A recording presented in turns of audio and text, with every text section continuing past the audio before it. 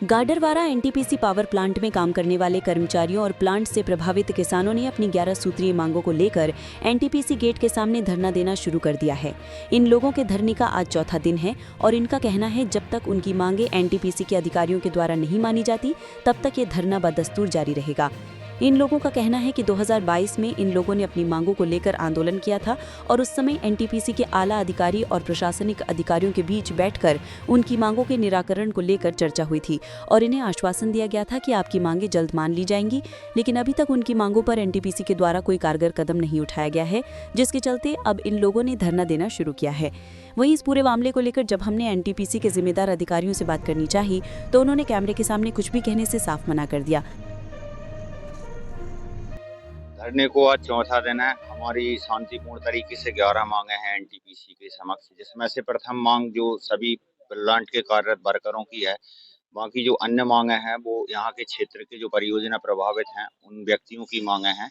जो बच्चे स्कूल में पढ़ाई करते हैं उनको छूट नहीं दी जाती और जो यहाँ पे लोकल कॉन्ट्रैक्टर काम करते हैं उनके साथ भी दुर्व्यवहार किया जाता है।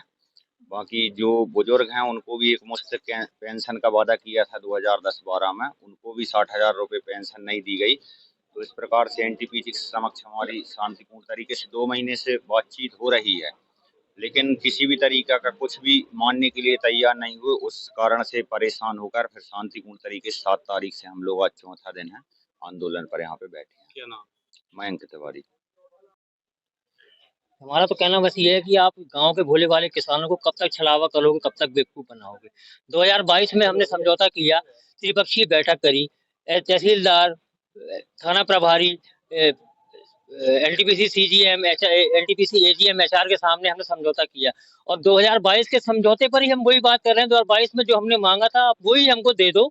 आपने उस समय समझौता कर लिया, साइन कर दिए, सील कर दी और आज आप कह रहे हो कि समझौता ही उसकी कोई वैल्यू नहीं है, ऑथेंटिसिटी नहीं है। आपने 45 दिनों तक धरना रखा था हमने 2022 में, उसके बाद आपने समझौता किया, टेंट उखड़वा दिया कि नहीं भाई आपकी बातें हम पूरी कर लेंगे।